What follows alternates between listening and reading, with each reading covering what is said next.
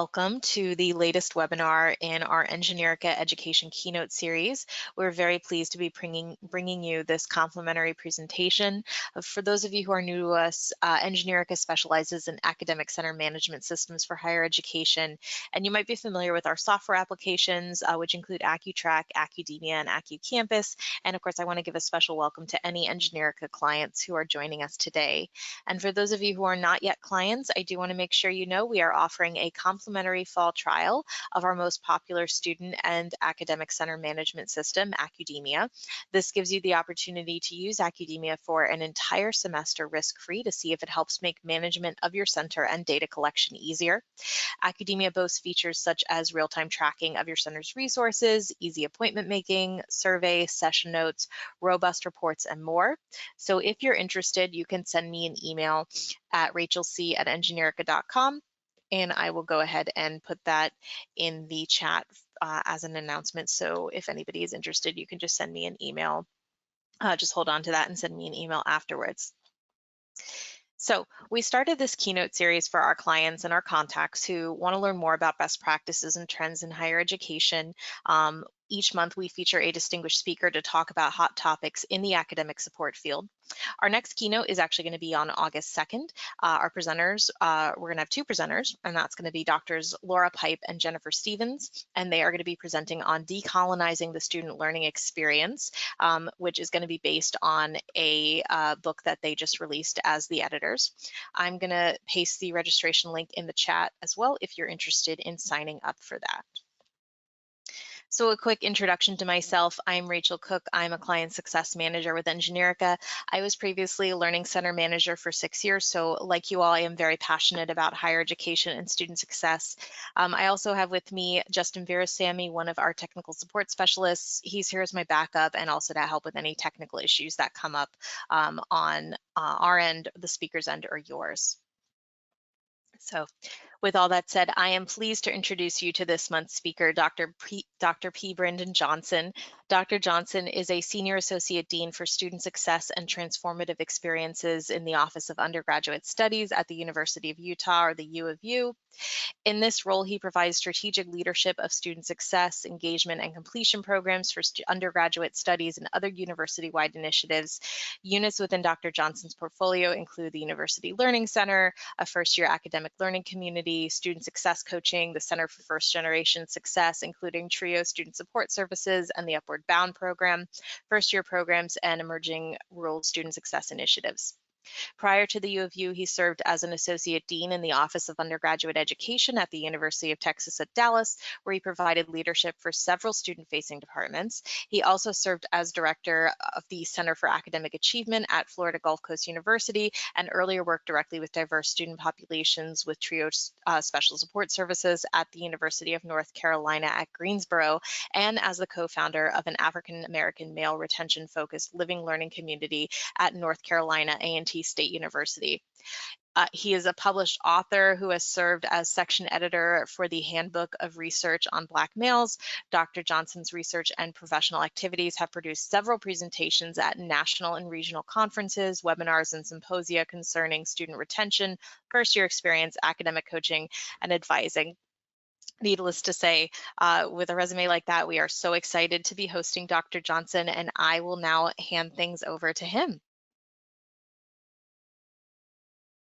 Fantastic. Thank you, Rachel, and good morning, good afternoon to all those. Thank you for joining today. I'm going to go ahead and share screens.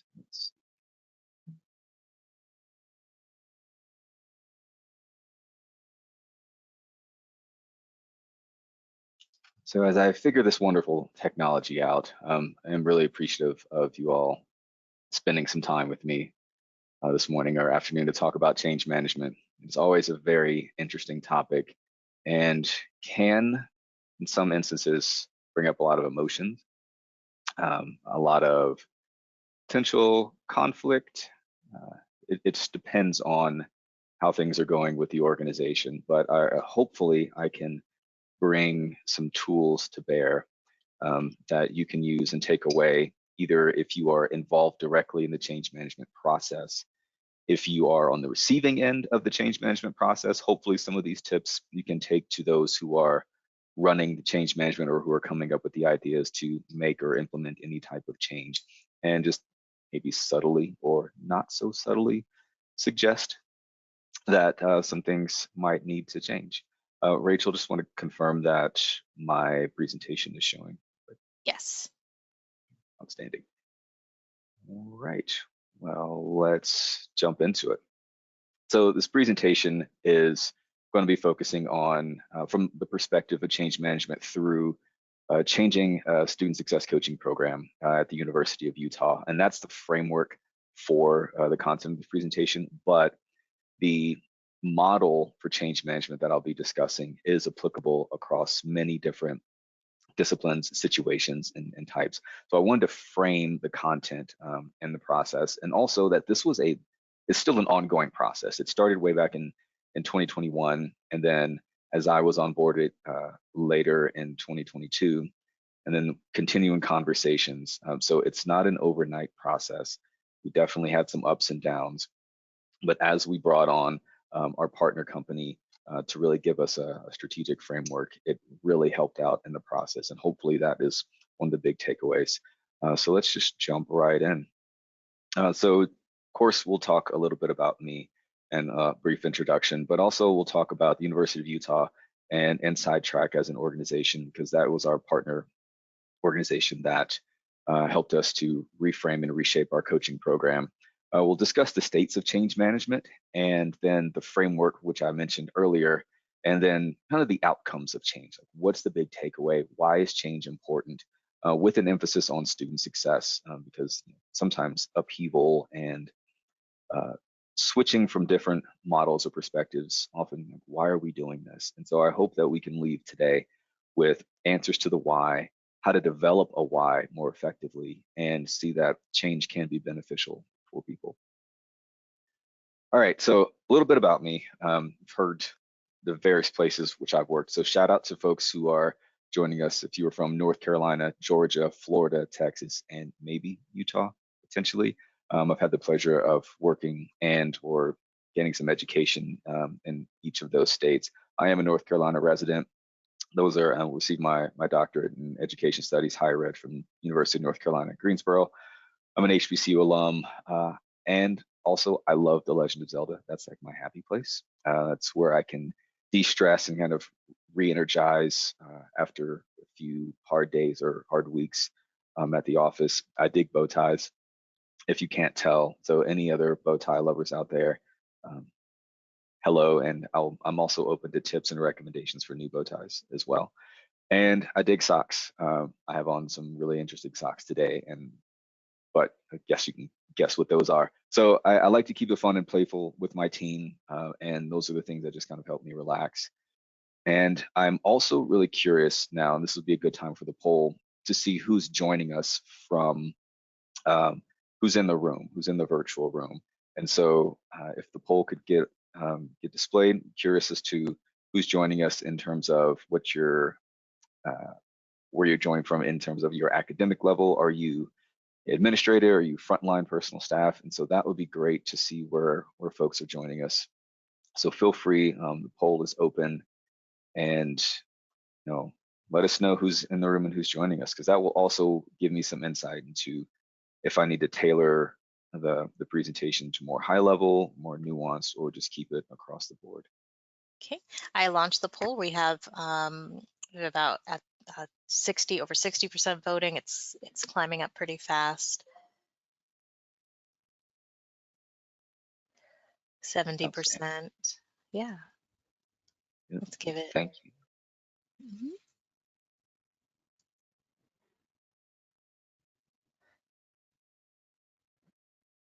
Great.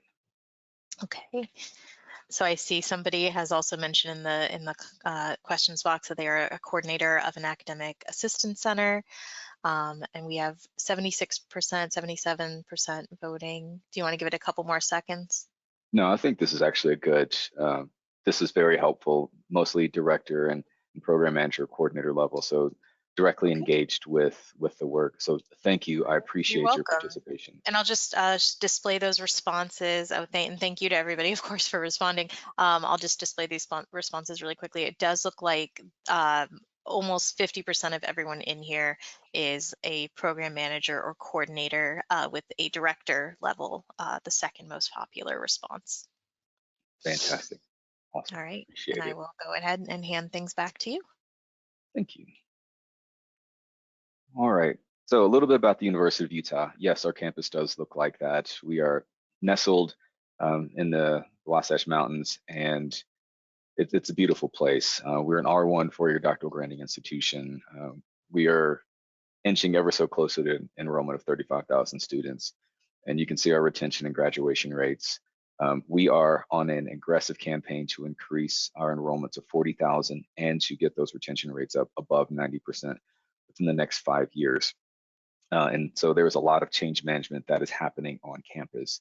We're an AAU institution, and if you're not familiar with the University Innovation Alliance, it is a fantastic group of about 20 institutions who share information and who are committed to creating access points for minoritized student populations and increasing their graduation and overall success in institutions of higher education.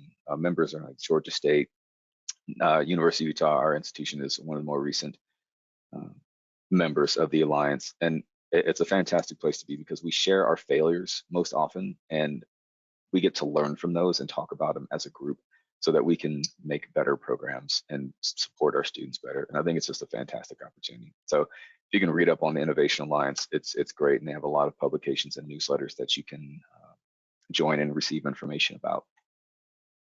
So Inside Track is our partner company. We partnered with them last year to reframe and restructure, we like to say reimagine at our institution what our coaching could be. It's a member of the Strata Education Collaborative.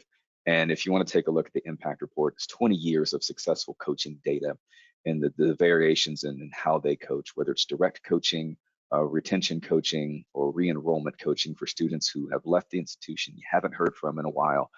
They help to do that work or build capacity within your own institution. And so we did a combination of direct and capacity building coaching where they helped train our coaches. And then our coaches are now certified through the Inside Track methodology to train future coaches that we hire at our institution. They've done some testing as well, and it's been a fantastic partnership. And through their guidance, through the change management process is really how we developed and will continue to develop a culture of coaching. So just a smidge more about Inside Track. You can see some data points, but coaching more actively engages students. And you can see from some of their other partner institutions, their data. We are anxiously awaiting our retention data from our first year of coaching through Inside Track coaches, which we'll learn about in the fall semester. But with one semester of coaching, after our coaches have been trained, we've already found that students who have been coached, there's a statistically significant difference between the students who are coached in terms of having higher GPAs and having fewer DEWIs. We don't use the letter grade F at our institution. So letter grade D, letter grade E withdrew or had an incomplete from class. And that spike, and we've had that data with controlling for myriad factors to make it as fair of an analysis as possible. So our coaching is definitely having benefits. It's working, and looking forward to more opportunities as we continue this iterative change process. All right, so I'm curious from you all, again, a little bit of engagement. What are some reasons for organizational change that you have experienced at your respective institutions? You could throw those in the chat, or I guess, is that the chat appropriate, Rachel? Or Yeah, I think the questions okay, box could be good if people want to respond there. okay. So Shannon says new Mhm. leadership. Yeah, that's a big one. That's a little bit what spurred our situation. Changing Changing trend. trends in the industry to get the district on the same page, decline in enrollment, turnover. I know when I was in higher ed, accreditation was a big thing to do. The QEP was always a big source of change to be able to compare data, changing legislation, strategic plans, legislative mandate, Oh, yeah. budgets, shift in enrollments, elimination of programs or positions, COVID. We're Yes, getting a lot of definitely. great responses here.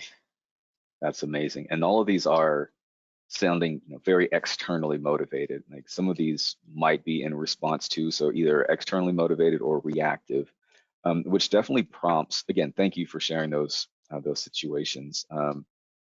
My second question for you all, and it does have a little bit of multiple parts, is, and I see some answers in this, but digging a little deeper into your particular situations, for those who care to share, um, an example of change that you've experienced, like who initiated that? I saw some, change in leadership, so it could be that person who's leading the change. Did you have a say in the change? Is something that I usually ask with folks who are experiencing or going through change. Was it communication? Was it good? Was it just one email and then we all had to wait to find out more information? And then how did you feel? Like some of these are reflective questions, but please feel free to share if any of these resonate with you. No say, okay. Yeah, no say. The state board, staff initiated, backed by leadership. Mandy says she did have a say, and it's been mostly positive, which is good. Lot of say, no say, not well communicated, lost and confused. Mm. Senior administration, there are a lot of responses. I don't know if we'll even be able to get to all of these. No, uh, I knew people would have strong opinions. Went through a change management process to help improve graduation rates. It was a mix of trepidation, curiousness, not well communicated, still in process. Yeah, these are amazing. Thank you. I'm glad Unsettled. that there are positive examples here and that it's not all doom and gloom and that there have been negative experiences. I like that there's a balance here. Oh, someone's actively leading reorg. Well, hopefully you can take away some additional tips to help with that. All right. All right. So let's keep on moving. Thank you again for sharing. So I wanted to put this in here because I think this helps continue to frame the difficulties with change. And this is something that my new coaching director pointed out. And, it's why change is hard. We start off with doing the right thing. Like for our institution, we were student success advocates. I refer to it as a coaching adjacent program, and we'll talk more about that. But we start off doing the right thing, or what we think is the right thing, and we're good at it. Like great, the sun is shining, it's perfect. All the team is gelling, they're working together potentially. But then maybe we move over into the other quadrant, and now somebody else comes in and goes, "No, you're not doing this. We're making that change." And then all of a sudden, what you thought was the right thing is no longer the right thing. And the new thing that you're having to do, well, crap, you're not doing it well because it either wasn't really well communicated, the structure, it takes time for that transition, but whatever it is, you're not doing the right thing anymore, and it's wrong. And so it's kind of shifts down to, well, now we find ourselves doing whatever that new thing is not well. Depending on how that information was communicated. So there's this process because you start off thinking things are great, and then someone new comes in potentially, or the structure or external forces say, this change needs to happen. And then whatever new thing we're doing, it's not great. And needing to allow time for that change and that education process to happen. Departments and universities are huge. And it's almost like trying to turn an aircraft carrier on a dime and do it very quickly. It takes a little bit of time for it to change course. And we've got to allow for that change and some of the buy-in, these highs and lows to really settle down. And so after, a little bit of that chance, that cloud starts to dissipate, and then we're back to doing the right thing again. But it's still a transition, it's a shock. And hopefully, through this model that I'll be sharing with you a little later, it'll start to help you provide some steps to get from the right thing back right around to the right thing again. So the states of organizational change, we've broken them down into three: that current state, the things that you're doing right now. What is the present? I'm existing in this particular office, but our coaches, example, need to be more accountable towards our data. Our tutors need to do this. Our management team needs a little bit more focus. So what is the analysis of your current state? That's kind of like stage one. Transitional state is, well, I know I need to get from my current to something else. So what's the bridge in between? How do I get from where I am now to where I want to be? And that is the future state of things. That is the perfect, I've brainstormed the ideal situation of where we want to be as an organization, as a department, as a unit. That's where I want to be. The important part is making that bridge, connecting where you are now to where you want to be. And so it's really easy to break up into three particular areas. So framing how our program was, I'll walk you through our current state, which I'll have to say is our previous state because we're no longer in that state, and then our future and transitional state. So I'll rearrange the order a little bit just so we can have a good story. So what was with our coaching program before they became coaches? Well, they were student success advocates with a team of 11. They were mobile. They did not have any office. They were able to meet students where they were. It seemed great. It was a long-standing program. Folks around campus loved it. They had many connections and were well referred in terms of bridging services and connecting students to important resources. There was a little bit of training associated with it. There was some structure, but being able to replicate and for consistency, it needed a little bit of touch up.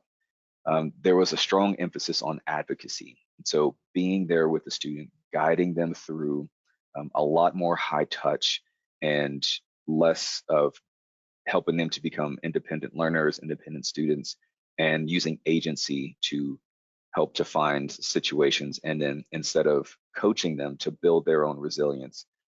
And then looking at the program outcomes, it was a little difficult to directly connect the outcomes of the service with outcomes of our department and the institution. So we couldn't see a clear connection between use of the service with student retention, persistence, completion. There was great qualitative data. I love working with my advocate, but we needed something a little more tangible to continue the growth of the program. And so that was how things looked before.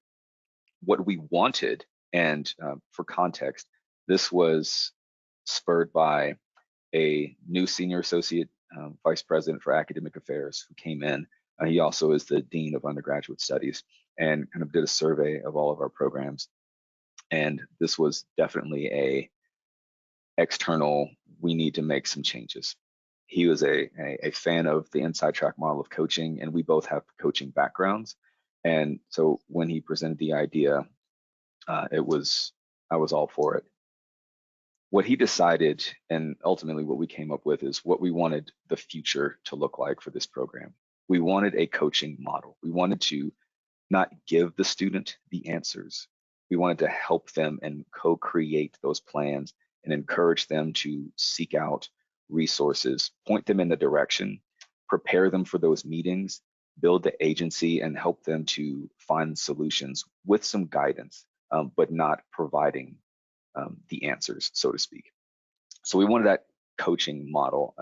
And we also wanted some structured and rigorous and proven training, which is what Inside Track was able to provide for us. And more importantly, we can replicate that training to a point where we can train future coaches. We're onboarding 6 more. And so now those coaches will be trained exactly the same as the new coaches who we have. We also wanted to create a campus culture, which creating a campus culture is a hard thing to do, especially a shift when there was a long-standing program that is being reimagined to something a little bit different. We definitely wanted accountability and assessment, which was a little bit lacking in the previous version. And we also knew that we wanted to keep the core aspects of the program, which was the mobility of the staff. We wanted them to be able to meet the students where they were in a place that was comfortable for them, instead of having to come to some other building and meet in an office. We wanted our coaches to, if the student wanted to meet in the union, in the lobby of their residence hall, in the building that they're coming out of just out of class, we wanted to make sure that our coaches could be there for our students and be as mobile and versatile as possible, or meeting online.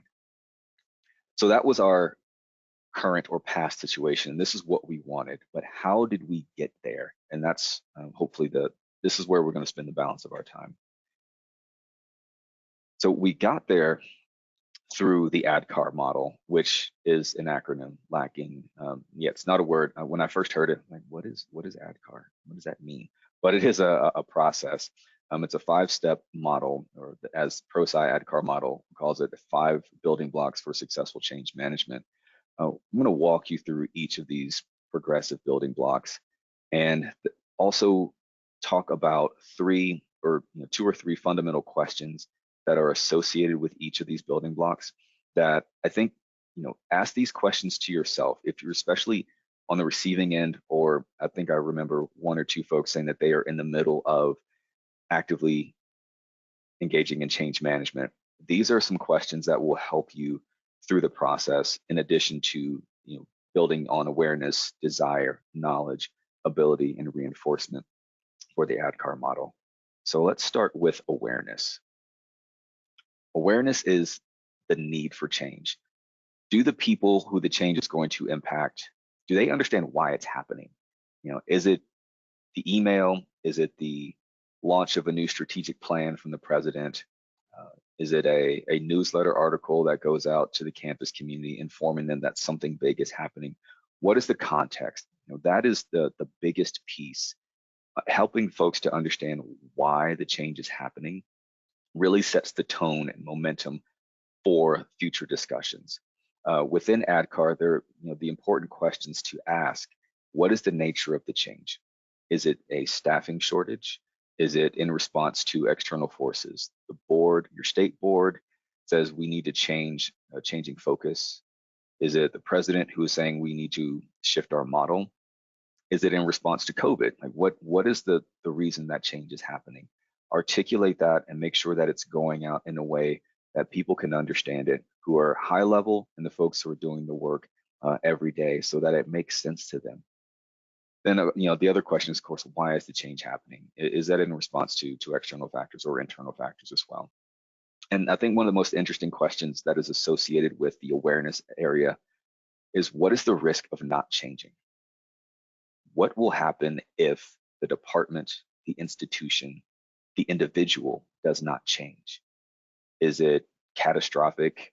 Are there repercussions because of funding? And so that also is contextual as you're sending out the information. If we don't do this, we are responsible for X. So those are some questions to process and reflect on as you're engaging in change management in this first level of awareness. What's the nature of the change? Why is the change happening?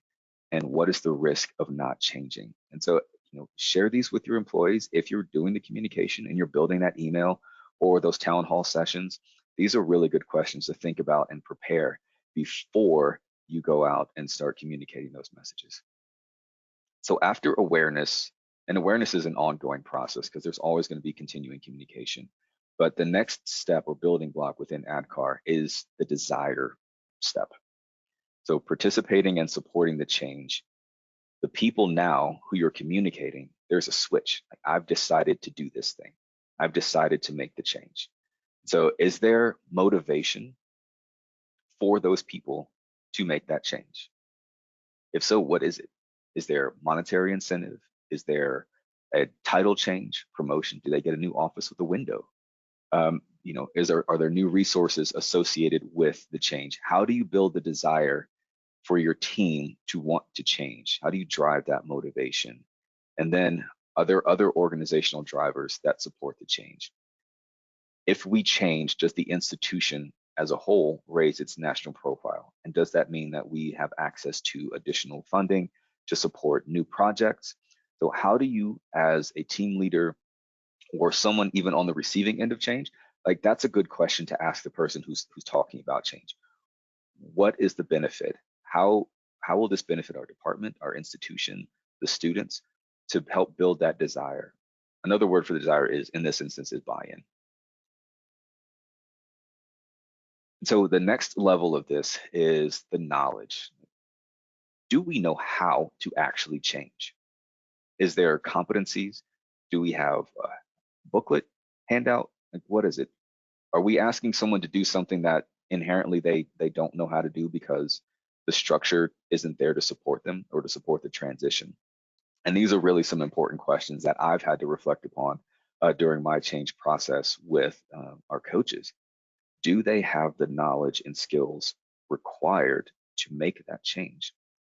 For us, the knowledge came in the form of our inside track coaching training. It was a 3-day training where our inside track facilitator came to our campus and provided the skills and knowledge for our team to be able to make the change from what they used to do to what they're doing now. But it didn't stop there. There was ongoing conversations every month from Inside Track to rehash and reinforce important aspects of those 3 days throughout the entire year. And so that's that knowledge. And it also addresses one of the last parts of the ProSci model. But what certain knowledge and skills and behaviors are required during and after the change? So if you're the person implementing the change, what do your people need to know now? What do they need to continue to know during and after the process to make sure that change is supported? If you are on the receiving end of change, ask the question, what do I need to help? I don't understand this, or I need these skills. So I need some training or certification. And those are reasonable asks, because if you're being asked to shift in duties or responsibilities, then you need to have the requisite knowledge to do that. If not, then there is one of those, what happens if change doesn't happen? There's the results are not going to be where those who are implementing the change want them to be. The other question associated with knowledge: do the staff or those affected by the change have an understanding? So not just the knowledge of how to do the thing, but do they understand how to make that mental shift from what they used to do to what they're being asked to do now? And if not, how do you communicate that in an effective way so that they're supported throughout this change process? These are not one-off conversations. It's not we're going to make this change as a department, and then come July 1 for the new fiscal year, if that's where your fiscal year begins, we're starting a whole brand new thing. That could happen in name, but we have to have continual training, dialogue, and facilitation to allow for the people who were on the receiving end of this change to give feedback and say, yeah, we need to adjust either how this training is, or I need more of this thing. We want to support your team through having this knowledge so that they can really do what you're asking them to do. And knowledge and ability definitely complement each other. So do they have the ability to implement the required skills? As a person, as a coach, as a new coach, are they able to coach? Are they able to have a successful 30 or 45-minute coaching session based on the framework that they were trained? So can they demonstrate the ability to implement change? Can they show a marked difference between what is that the previous version, this advocacy model in our instance, where it was very high touch, where they were walking students to appointments with faculty, sitting in faculty meetings with the student, being there with them all the time, which is an incredible level of support, but we just couldn't measure it. And it was taking time away from being able to meet with other students in need as well. And so I'll definitely will get to that. I like that question about cognitive dissonance.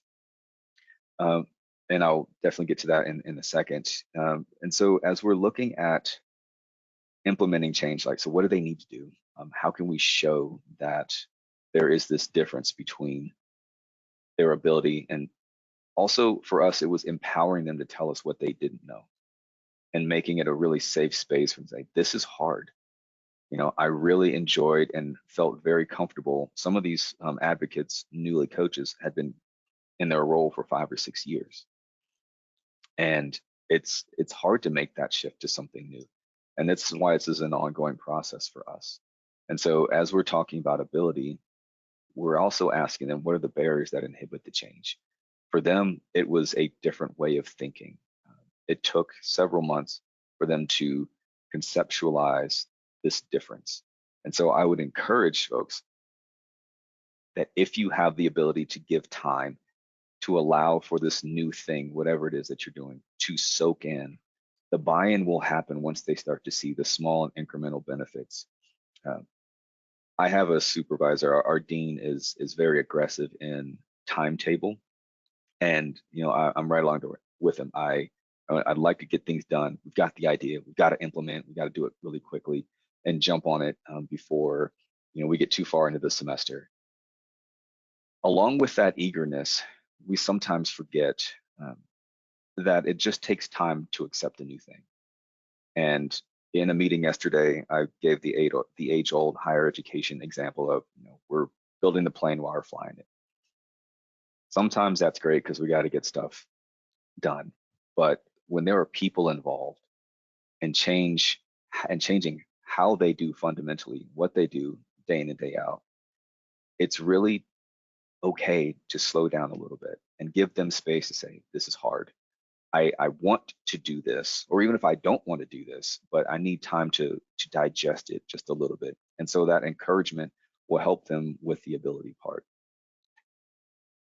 The last part of the framework is that reinforcement. So I will continue to, is kind of the mantra for this. How can you sustain the change?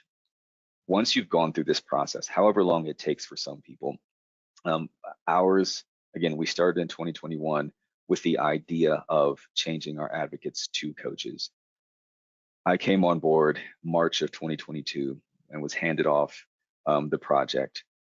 At that time, our 11 student success advocates had been reduced to about 5 because there was a great deal of time between the initial launch of the idea and then the next steps in the process. So we experienced great attrition of staff because of communication, awareness of it. It was just barely awareness. We want to have a coaching program, but the follow-up was not there. And so it was really important for me to build that awareness and to have open conversations with the team about what the direction of the new program is. And then the inside track training didn't happen. So between March and September, when inside track happened, we were still in this awareness phase. Why is this happening? Why is this happening? What does this mean? This is the direction we're going. Inside track started to provide some background for the desire and knowledge, but there was a large gap between March and September where it was open conversation. Some of it was very difficult, but allowing them space to say, yeah, I don't understand this, tell it to me again.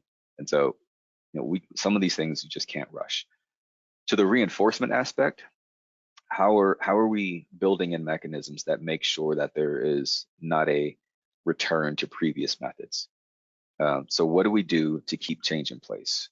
For us, it's recurring staff meetings. We have built-in training sessions, again, to rehash previous information. Our coaches are certified now, and through the certification process, as they're training new coaches, they're going to get to relive the information that they learned this past year. And so that will solidify their commitment and reinforce what they've learned. But also, is there an opportunity for you in your process for recognition, rewards, incentives? Like, how do you acknowledge folks who are going through this process that, congratulations, you've done it. I honor you, I respect you. I know that this was difficult. We came out on the other side. Let's keep talking, but here is some kind of recognition. For some, that might not be feasible for departments, but thinking about how you build in that reinforcement. So what does it look like if we don't do all this stuff? Without desire, without knowledge and ability, without reinforcement, you have the potential to have folks ask the same questions over and over again. High turnover, which is what we experienced. 11 down to 5 is tremendous. We're just now trying to get our staffing back up to our previous levels, but we weren't solidified in that awareness and desire early on. So people were finding other opportunities because they just weren't unsure. They were unsure of what was happening. Knowledge and ability, low utilization or incorrect utilization of the new tools or skills. And then without reinforcement, they're going to go back to the previous ways of doing things. And the difficult thing or the challenging thing as a supervisor or a manager is when you see that, then there's more energy from you expended to course correct, reaffirm, and start the narrative all over again. And so that is ADKAR in a nutshell, and the different phases of the model.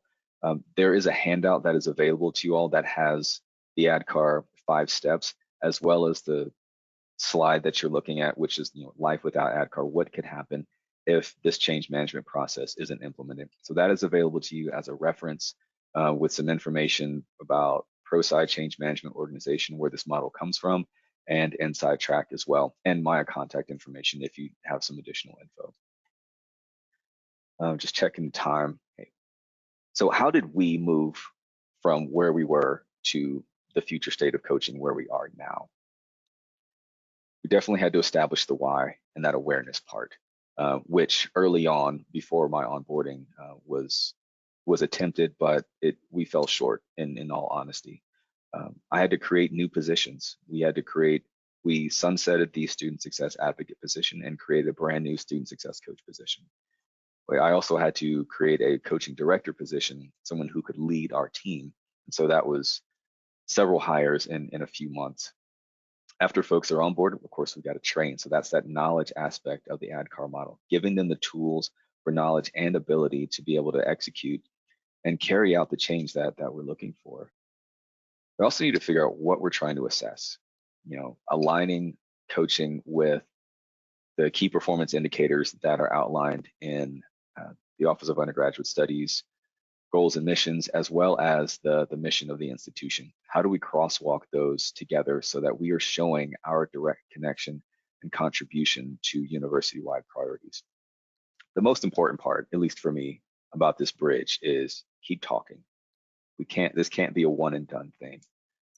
Now that there is a coaching director, there's a person that is now in between my direct contact formally, right, based on organizational structure, and the coaches. But my door is open.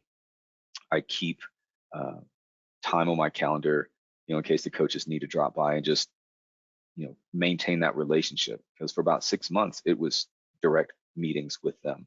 And so I want to continue to nurture that and let them know that I'm available for any additional information, context as we continue this iterative process.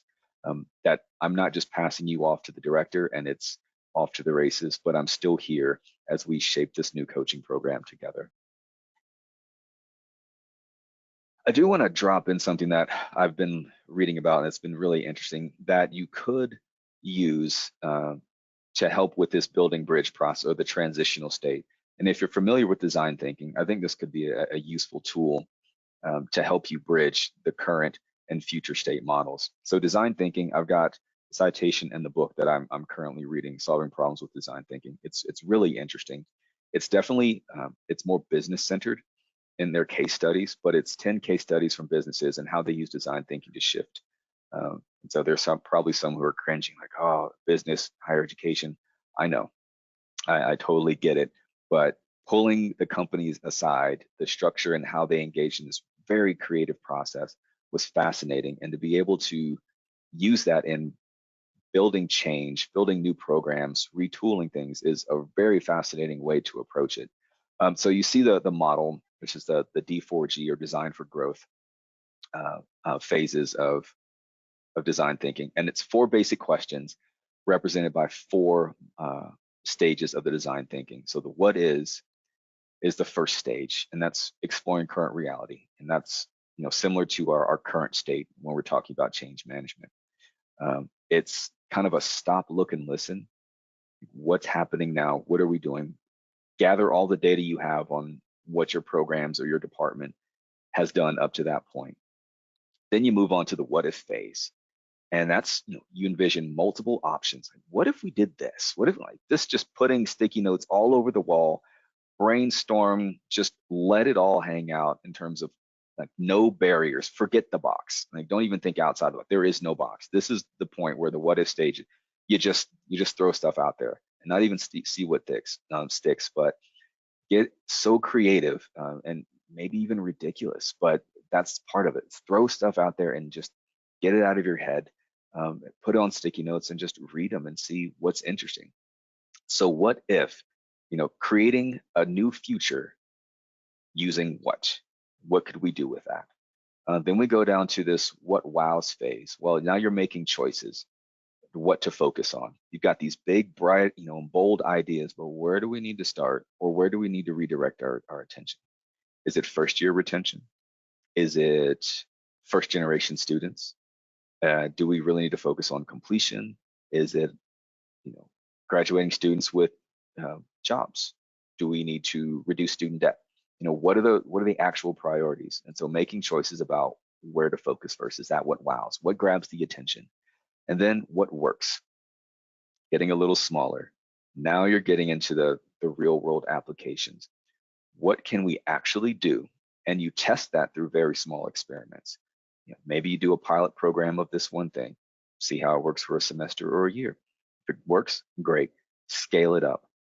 But that's the kind of very rough example and explanation of the design thinking process.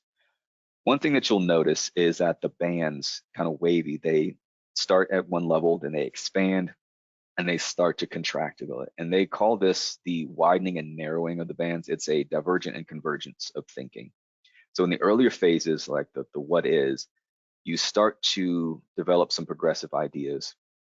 But as you get to the what if phase, then your ideas start to be more broad.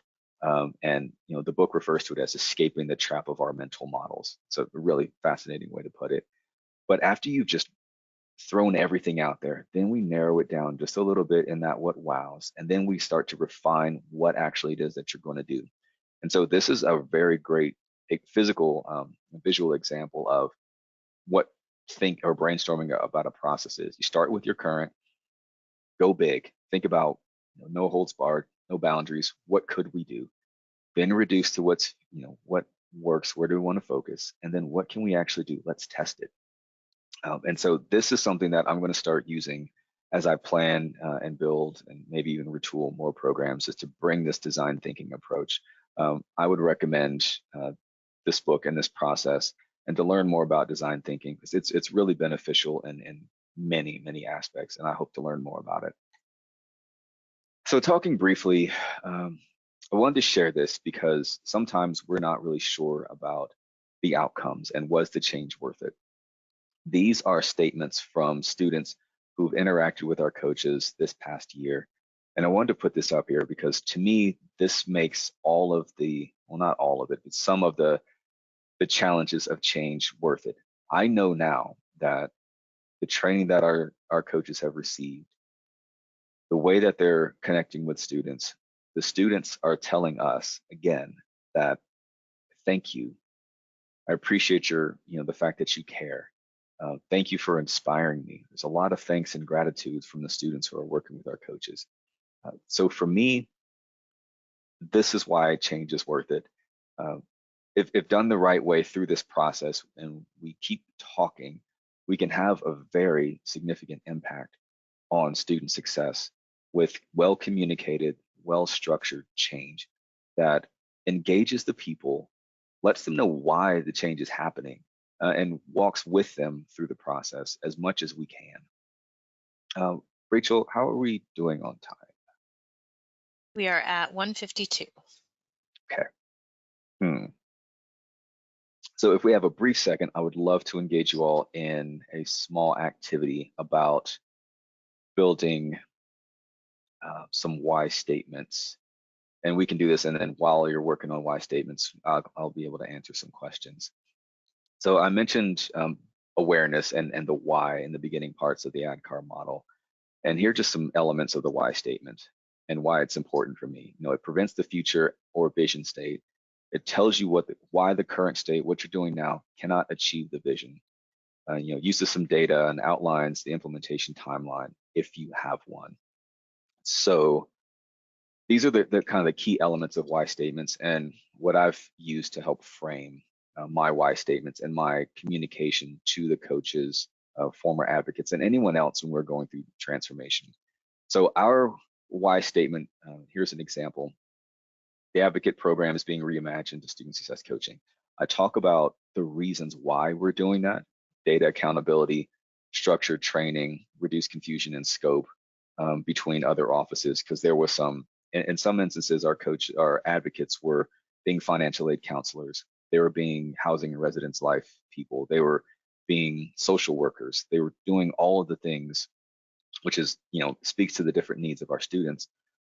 But they were absorbing all of that energy, and there were offices on campus whose sole purpose is to help students with those challenges, and so they weren't getting them directly to those services.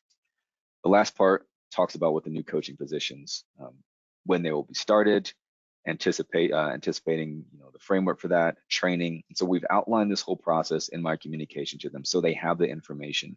And that's what I use for continued engagement with our coaches. Every time we talk, this is why we're doing this. This is where we're moving to. This is the why behind the change. So it's not arbitrary to them. So what I'm asking is for some practice. If you feel so brave to engage in drafting your own why statement, just to get into the habit of that as you're communicating, I've provided a scenario on the screen, and like you to draft a sample why statement based on this scenario. The why statement should articulate the need for change, outline the change process. And again, you can make all this stuff up. It's just about getting the mental exercise of building the why statement to articulate why something is happening. Helps the staff know that they have a part to play, and then how do you communicate the concerns? And do you leave yourself open? Is there an email address? How do you do that? So I'll leave the rest of the time for you to draft. I'll check back in a minute or two, and if you want to put some of your why statements in the questions section, that would be awesome. But I will go back and try and answer some questions if there are. Yes, I flagged a few that were questions for you. And I also see somebody has their hand raised. Let me see here. It's possible they've lowered it. Okay, I don't see it anymore. All right, yep, just the questions. Oh, no problem, Jenny. Okay. Oh, I see the hand raised down. Okay, so hopefully you're crafting your why statements based on this activity on the prompt. Let's see, the first question I see: do coaches work on specific academics, or are they mainly motivational?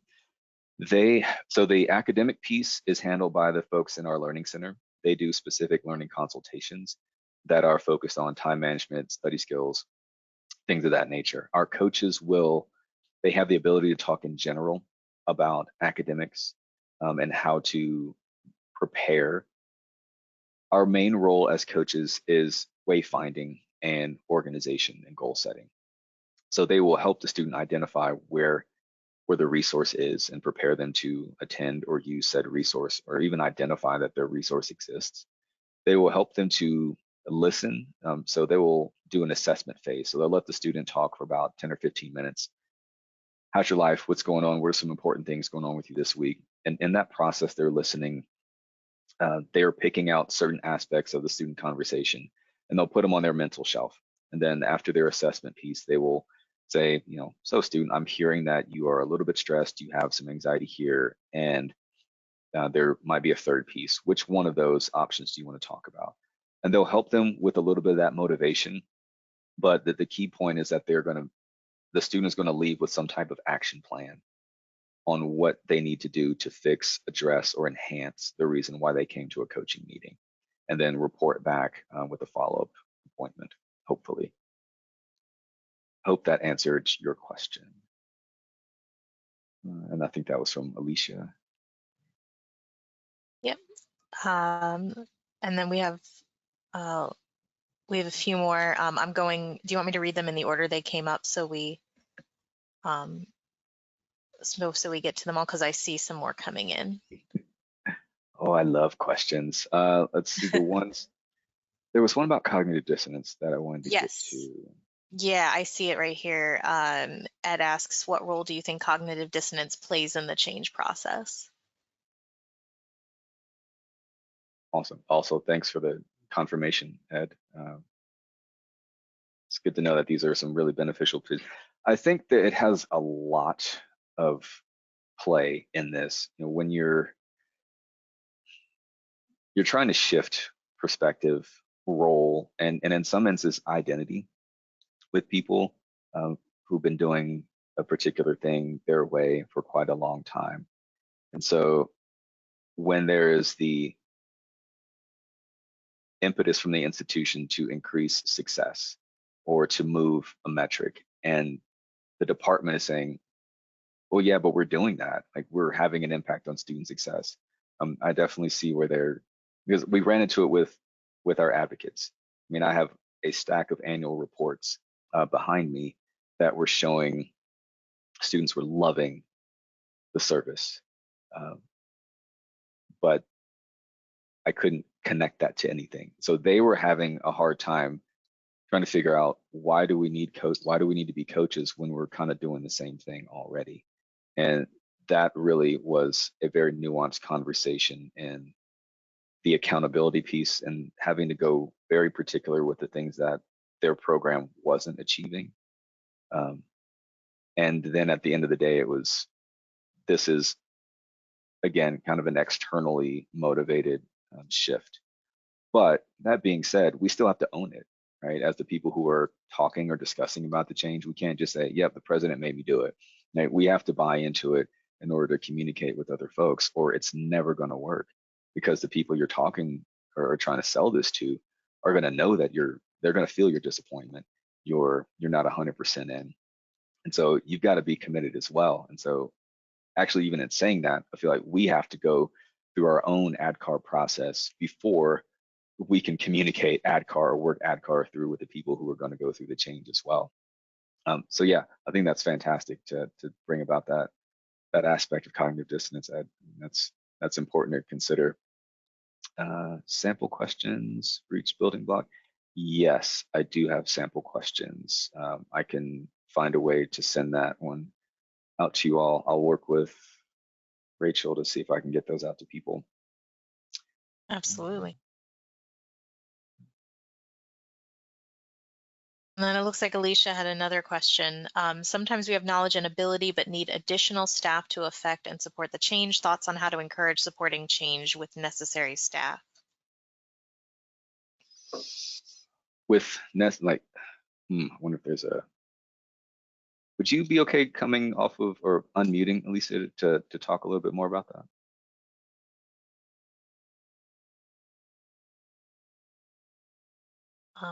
I think I have to unmute her manually, but I can do that. Alicia, if you want to let us know in the questions box if you're okay with that. And in the meantime, we have another question. Oh, Alicia says yes. Okay, so let me do that really quick. I'll go ahead and unmute you. And whenever you're ready. Thank you so much for this talk. It's been really informative. I really appreciate it. So I'm a coordinator at a community college, and you know, we have a great staff here, but often, you know, we have big ideas and we just don't quite have enough people to support the growth of what we see needs to be done.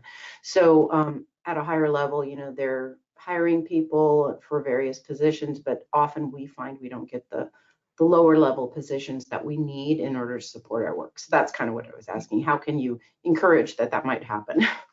Yeah. Just ideas. I'm wondering from your experience, you know. Thank you. Yeah, no problem. Thank you for being willing to talk a little bit more about that. I've been there, and you know, I've seen the other hires and going, well, we do this work, and it's as important or potentially more important to the university mission. So why aren't the resources going here? Working in learning center professions, it's, you know, with tutoring and academic support, rarely is there yes, we have a budget increase of X dollars, and here we're going to give it to tutors. We had to advocate for that very harshly, and in a way where you have to be unapologetic about it. So in your situation, we're talking about change management. Really, I would shift to more of an advocacy role for your department and for staff. There is something that wherever you are in your role and your team, there's something that they do that supports the institution mission, and it probably does it really well, and it just needs to be highlighted a little bit more. So bragging and showing off a little bit. You know, I would be best friends with whoever the IR person or data person is at your institution, and start running some analysis and see how much you actually do contribute to whatever the institutional goals are, and tie yourself and your program to those goals and run that up the chain. That has been successful for me. If anyone else has any other thoughts about this, I welcome them. My approach is show the data and build from there. We contribute X to the institution, but if you want to raise enrollment, you have to increase our services. Or if you want this thing done, we're shown that we are proven for students who use this, that they are retained higher, they graduate faster. And once you tie yourself to those things that are important, some of the money will start to show up, some of the staff will start to show up, because the institution as a whole wants to be successful. They just might not be aware of all the various areas that are helping achieve those goals. And so it's stepping out a little bit and being in the forefront of those conversations. If you have a supervisor that is supportive of you getting into those conversations and allowing you to do some research and dig into the data a little bit. I hope that was helpful. Yes, thank you very much. All right, and then right now we only have one question left, but if anyone has any more, we'll try to get to them, or we can also communicate via email. And this one is, can you tell us about one time where you received pushback from the university, if ever, and how you handled the momentary setback? Yeah, pushback. I don't know, I can be pretty convincing. It's, and as I'm answering this question, if anyone has finished their why statement, I would love to see some of those in submitted as well, just to read off some of those, or just to see where you are in that development process. I think the pushback that I've received usually came around budget time. I have been fortunate enough, and this is going to sound weird, but I've been at three institutions who have received multiple year budget reductions. And so those budget reductions, impacted most of the student facing programs that I was responsible for. The pushback always came with, no, you can't cut the money. We need to support students. And like, sorry, your budget's still getting cut. How, do you want it cut by 5% or 10%? We're looking at X amount of percent across the board, but is there a substantial argument where that it'll be detrimental to the student experience to not reduce your budget by so much? And so our pushback is, no, don't reduce our budget at all. But of course, if the funds aren't there in total, there has to be some reduction. This is where I fall back to handling the setback. I handle it with data. I wrote an article in a newsletter for the National College Learning Center Association about bringing data to a budget fight. And that's what I do. I stress this with all my programs. How do you prove that you're successful? How do you prove your impact on the student experience? Qualitatively, quantitatively, how? I need to be able to show people who are unfamiliar with the day-to-day aspect of your program, whether it's tutoring, supplemental instruction, coaching, any first-year experience program, mentoring, how does that contribute to statistically significant results beyond, yes, we saw X amount of students, yes, they're having a fantastic experience. Like, I need to be able to quantify that to a way that I can show the provost, this is our impact on student success. This is how we are helping to move the institution closer towards its goals. If you want to have higher enrollment, if you don't want to have a more sharp decline in students not passing courses, we need to have funding for our tutors. We need to have structural support for all of these academic success programs. That's how I handle the rejection of, sorry, we're not keeping funding, is to fight back with data as much as I can. Student narratives are fantastic in framing the overall intangible benefits of a service. Those narratives that I showed, those comments from the students, have been fantastic in getting me in the door and showing that personal and humanized connection to the service. But for folks who are higher up and are looking at budget sheets and 5-year projections and hundreds of other programs and making decisions based on numbers, which isn't the best idea, but when they're looking at spreadsheets, how can I make mine stand out? And I do that with data. And so that's how I handle my setbacks. I come back with with a nice report saying that, item 2 and 3 of the president's mission and strategic plan directly align with what we're doing, and this is how we're contributing. Without this, you're at risk of not achieving these goals in the next 5 years.